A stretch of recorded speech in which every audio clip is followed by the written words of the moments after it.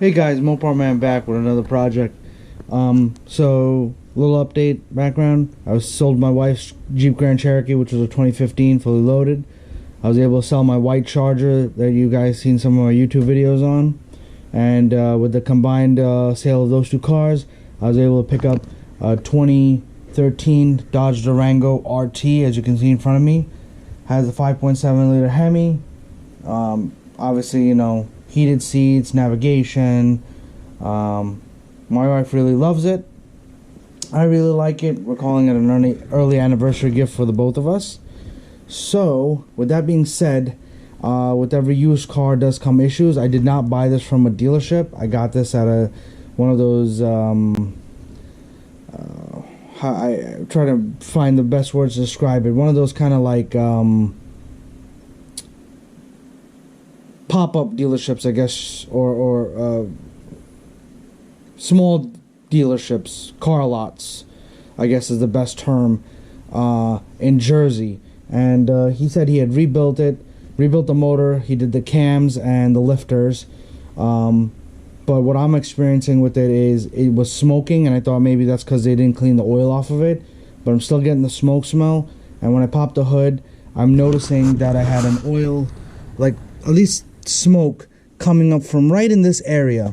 Now, I drove it pretty hard yesterday, and I did order valve cover gaskets because sometimes, you know, stuff happens. You put it back together, you pinch the gasket the wrong way, it creates a leak.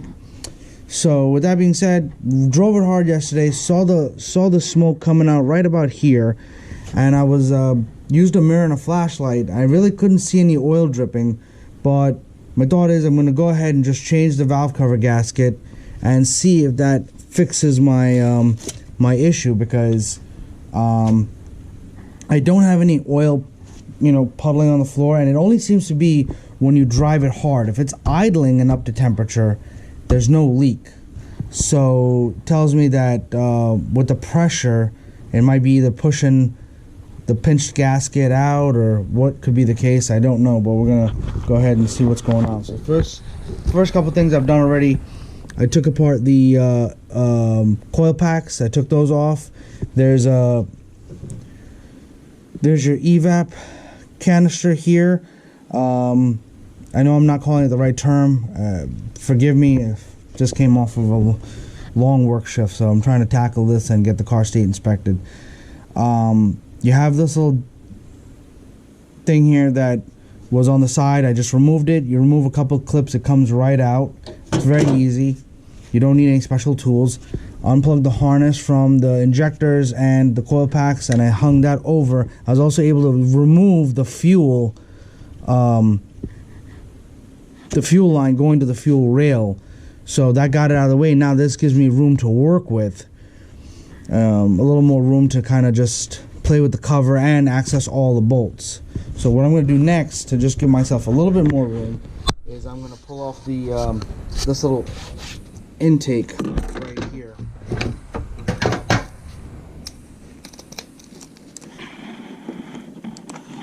That's an 8.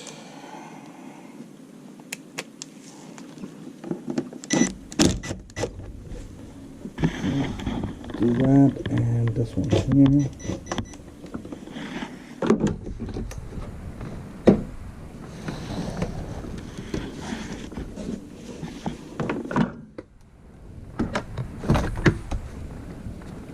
Alright, there's a wiring harness connected here to the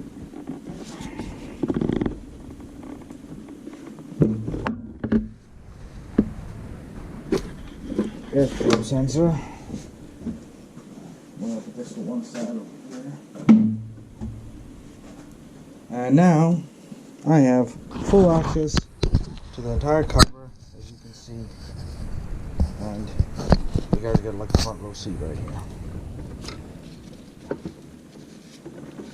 It's very possible that they could have pinched a wire, not known it, but then I would have probably had like maybe a check engine light popping on. So that being said, we're going to crack all these loose, then I'll use my little gun to pull them off. We'll place the gasket slap it back together. Downside of living in New York, and what I thought was cool about this car that I got was it came with a front window tint, and I have a driver's side and passenger side window also tinted, but now I gotta remove them because of the tint laws in New York. Wow, they over tightened this, I think. Well, would you look at that? This is loose. That worries me.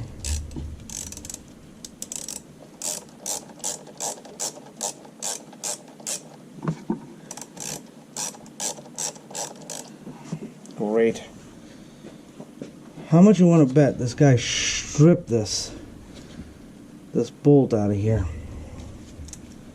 Strip the threads.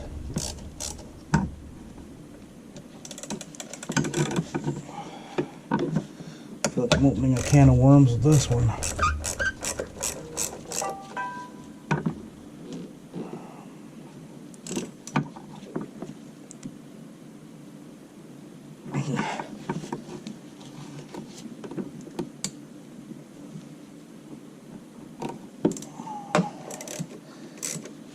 I know the torque spec on this, I believe is 42 inch-pounds. I could be wrong. I'm going to look this up for you guys. I've done valve covers on a 2017 Durango. I cannot imagine that the torque spec is different. Although I have to admit, the 2013 they kind of did a better job of routing wires. So, but I'm doing the driver's side, which tends to be the easier side. The rest of the way.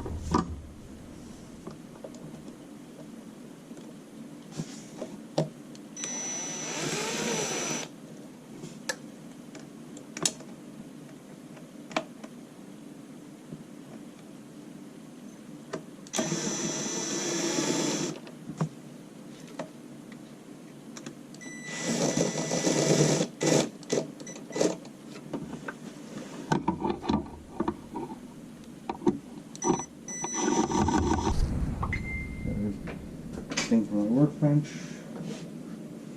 Let's take a look at this.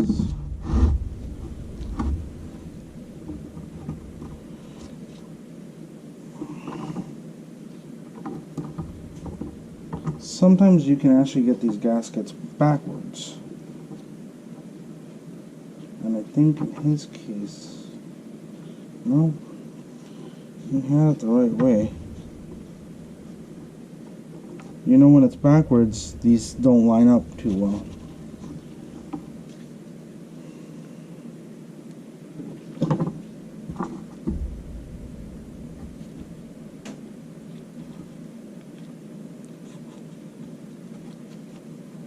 Spark plug gaskets are good.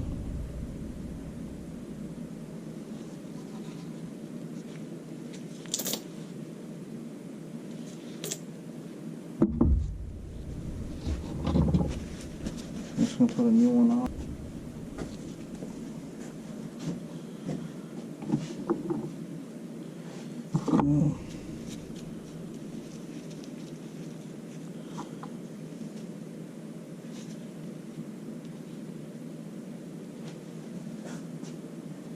What I'm going to do is the same thing I did in my other videos. You can go back and watch them, but I'll show you here too.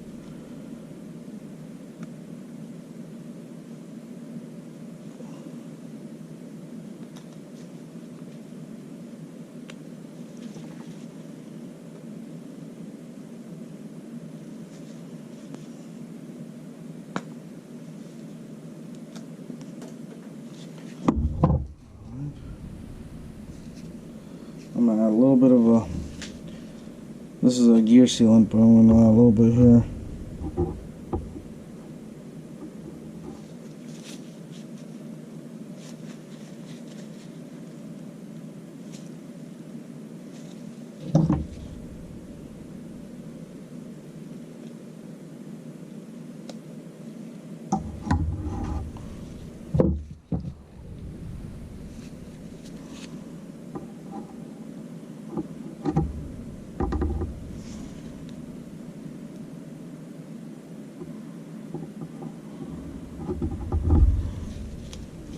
It's just to hold the gasket in place.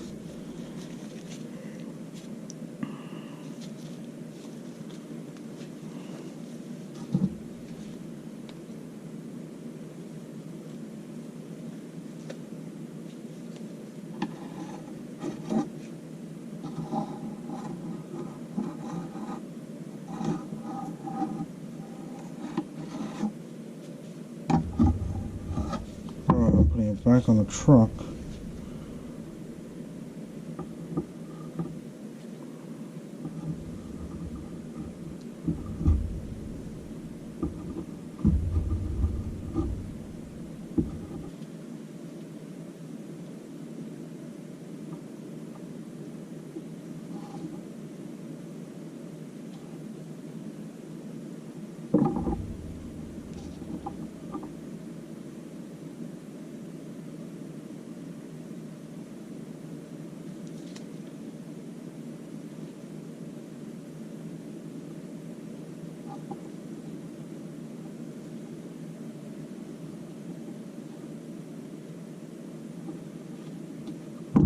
Alright, there we go.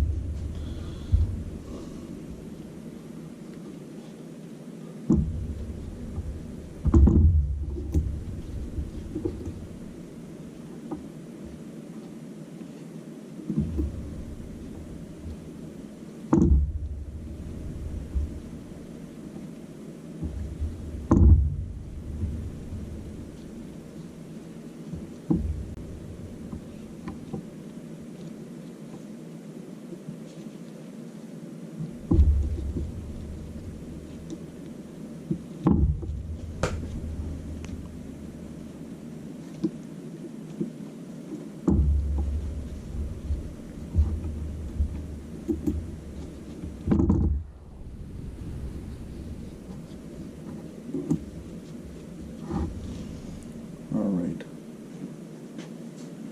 Before I throw this on, I'll look up the torque specs for this, and then we'll put it on.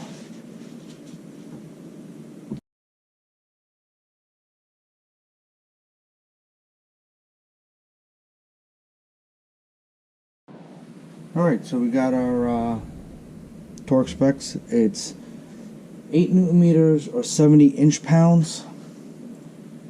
So make sure you have the right torque setting, and also you have a torque wrench that can go Newton meters or inch-pounds. I have one that does all three. Alright, so our gasket is set in. Also gave this a little bit of time to dry so it sits and doesn't move.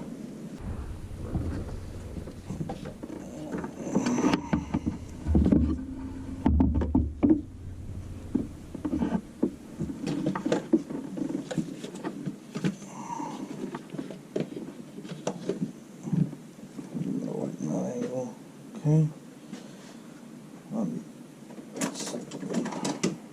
Let me get some of these. I like to get the corner ones in going. This one I can reach.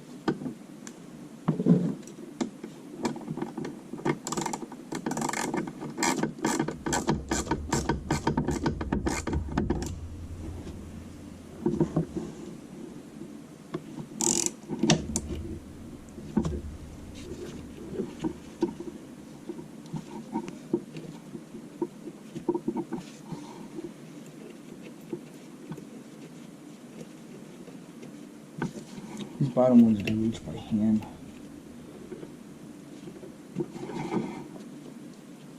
Just to get them started.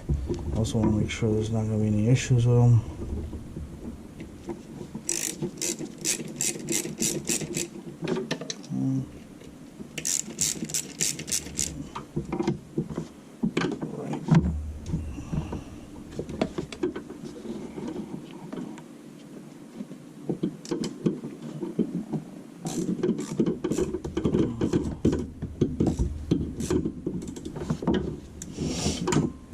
Alright, following their torque sequence, you guys can follow along too. We're going to start in the middle and work our way outwards. So this one's number 1. Okay, number 2 is down here. So the 2 center ones is 1 and 2. This is 2. Okay, 1, 2. Then we go 3, 4, so 3 is right here next to 2. 3, this is number 4 right here.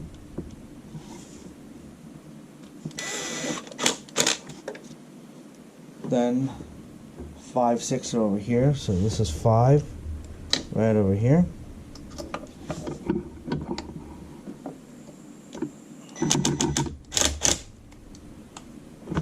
I don't like that, so I'm going to go with my hand on this one. Actually, I'm going to back it out.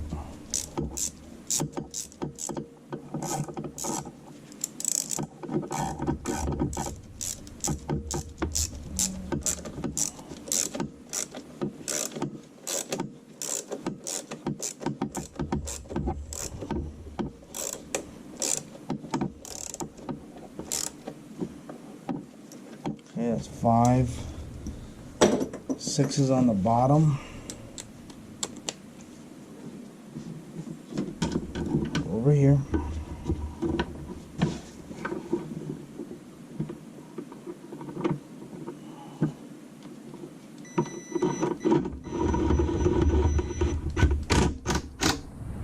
That's 6.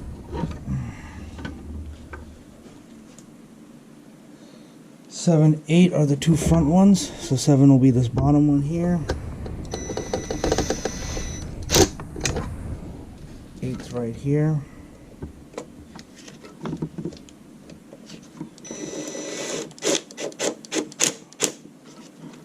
8, and then 9, 10 are the 2 back ones.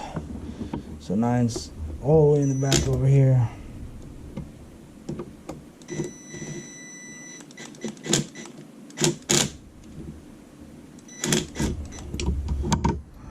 Again, don't quite like the way that's going.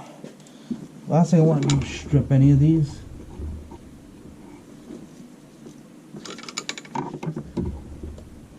So when I hear that little noise from the gun,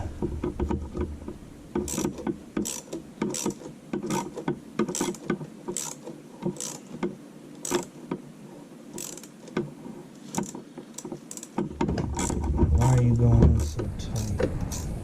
This is, I get a little cautious.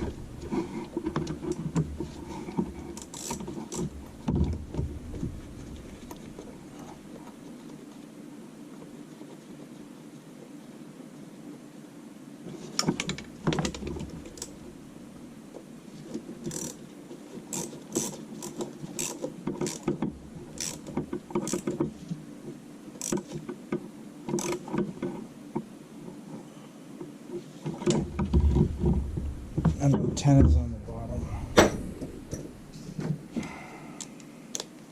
That worries me a little bit.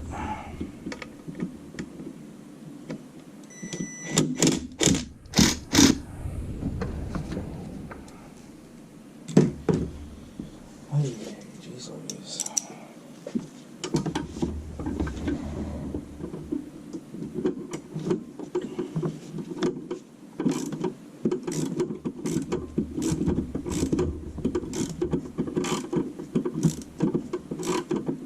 Okay. I'm gonna bust out our torque wrench now.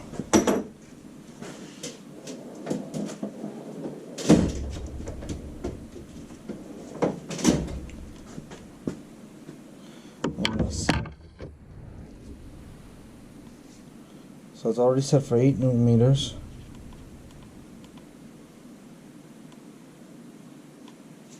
Okay. I'll put an adapter on this so we can use it for 3/8. It's a 3/8 electric torque wrench. You get the adapter, it brings it down to a 1/4 inch. So starting again.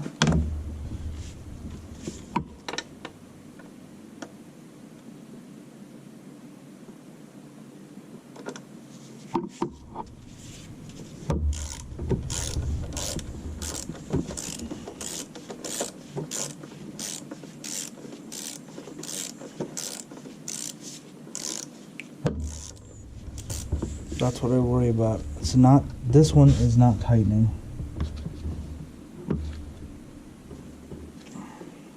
We'll go down to 2.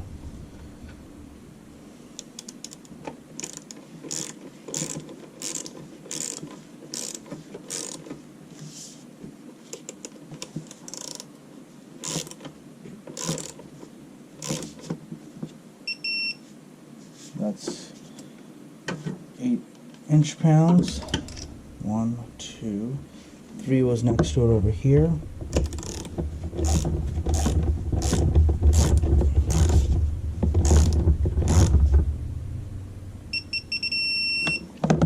Okay, clear. 3, 4.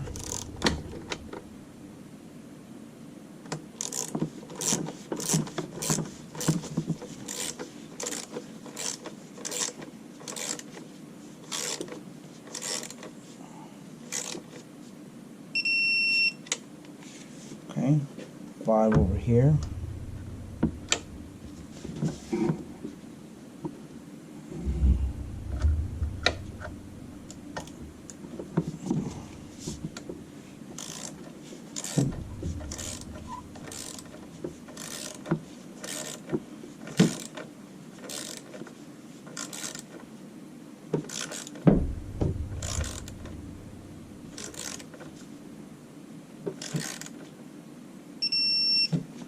Okay,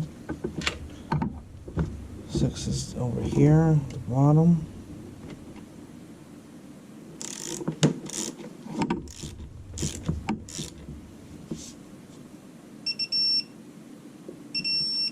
Okay, 8, 7's over here.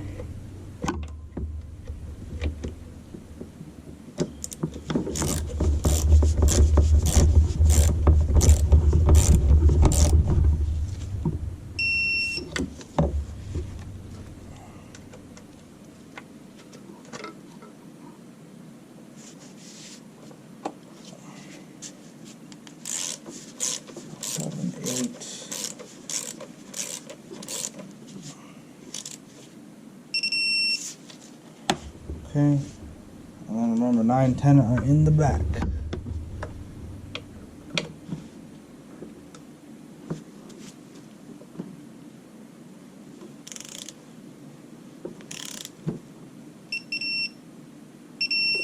That's 8, that's 9. 10 is down at the bottom.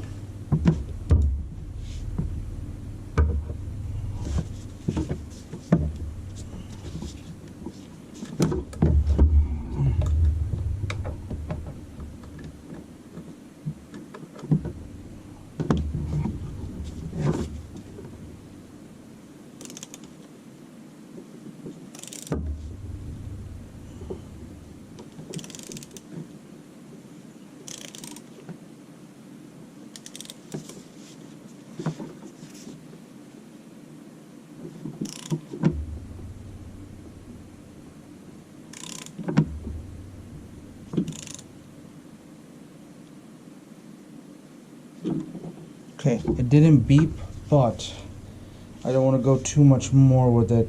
It doesn't seem like it's getting tight, but I'm worried that I will break that, and then that's going to be a problem.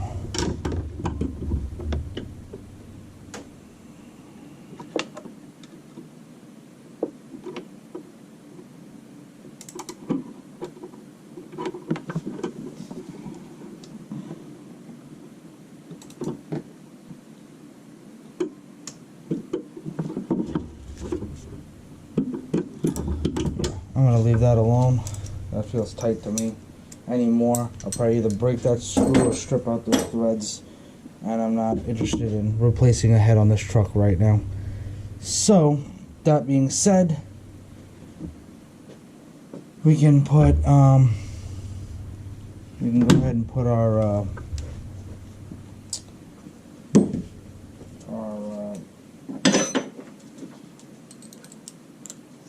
coil packs back in.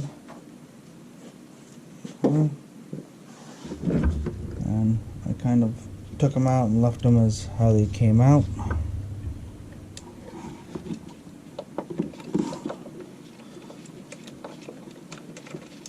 And you want to be careful with this. These are plastic. Valve cover is like heavy duty plastic. You don't want to go crazy tightening these down. And I can see the guy who did this already did that, because there's some cracks here in this and on this, on the coil packs themselves.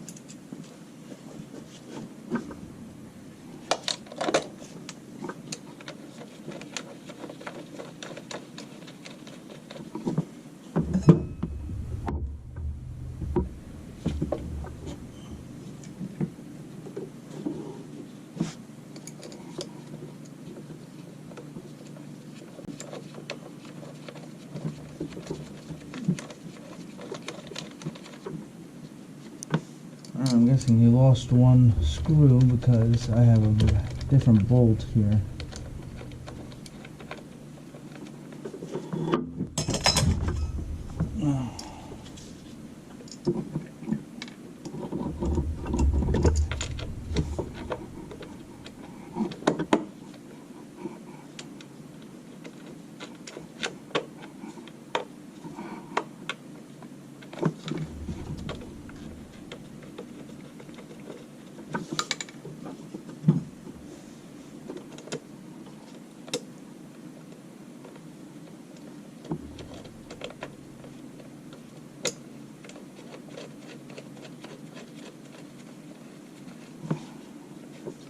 Okay, now we'll just tighten these down.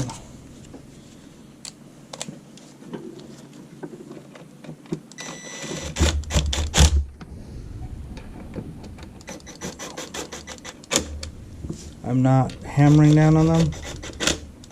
I'm just kind of jogging the trigger on my gun, and they're there.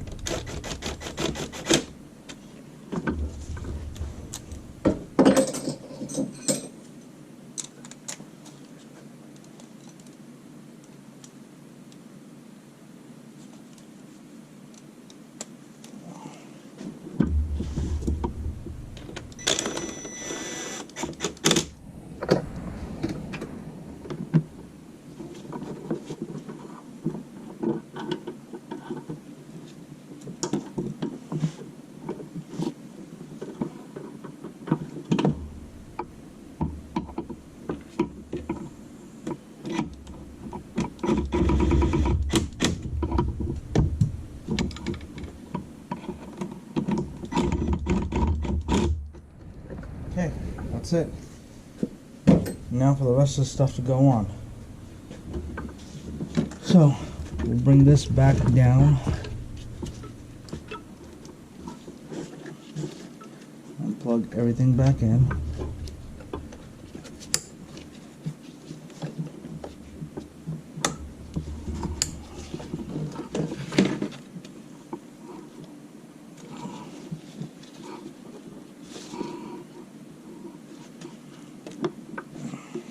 I can tell this guy kind of broke some of the clips because I can hear the click on one end, and then when I go to put the injector ones back on, they're all shot.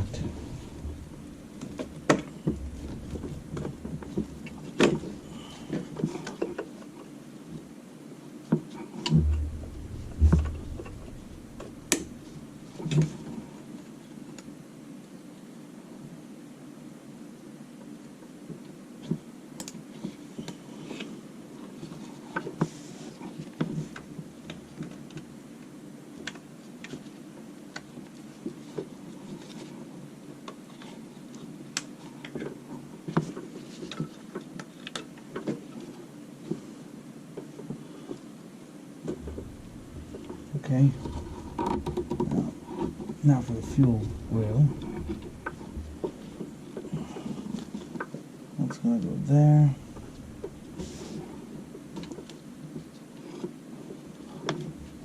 That's going to go there.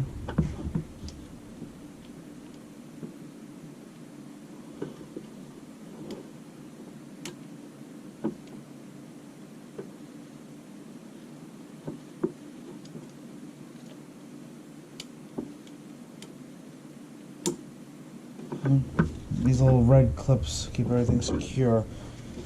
Don't forget about this piece.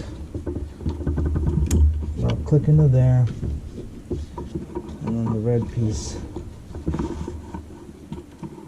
keeps it secured.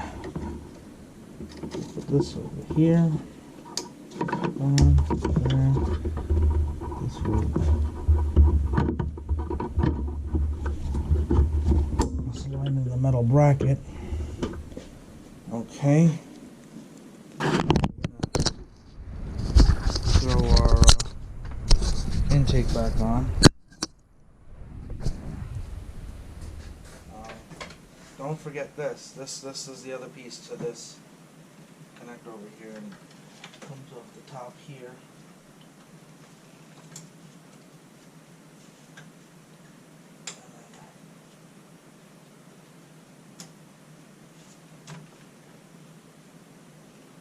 That goes in there.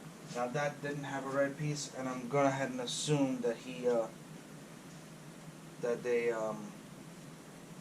broke that or lost it, one or the other. Now we'll put our intake back on.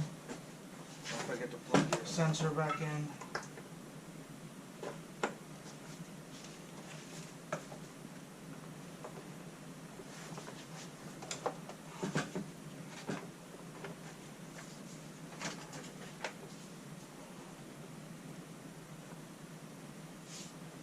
Alright, that's there, that's there.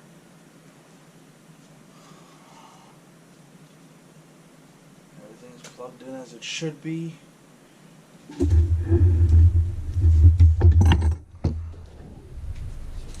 8. Tighten these down.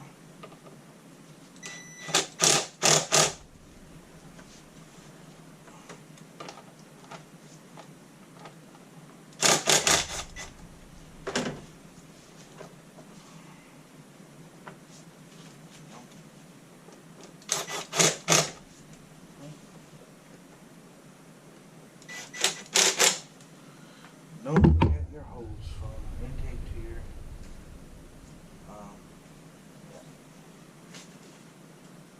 intake to the manifold.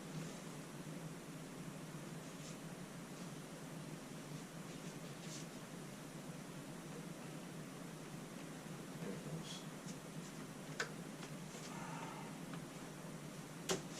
Alright, that's it. So head gasket's replaced, and